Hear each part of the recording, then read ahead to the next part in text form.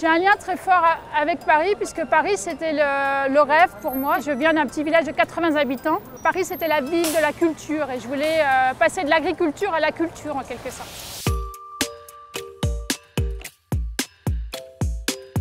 J'ai reçu le prix de la création de la ville de Paris en 1996.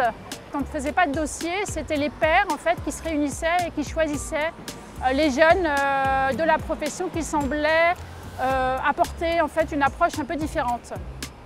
Ça a changé le fait que je me suis sentie légitime pour exercer ce métier tout simplement.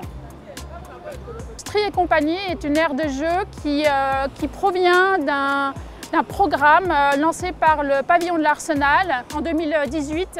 La question était qu'est-ce que le design peut faire pour Paris et qu'est-ce que Paris peut faire pour les designers.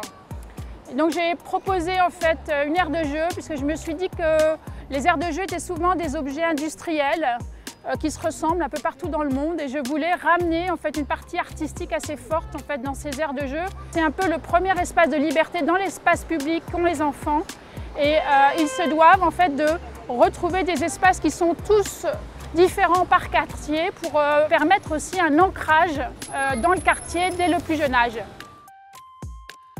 Il faut garder sa part sensible. Le rôle des artistes et des designers, c'est vraiment de faire en sorte que la culture réactive la sensibilité des gens et aussi convoque la culture du vivant. Paris demande, donc en fait on est un peu sous tension et ce qui fait qu'on a une espèce de moteur d'action qui est important je pense quand on fait un métier créatif.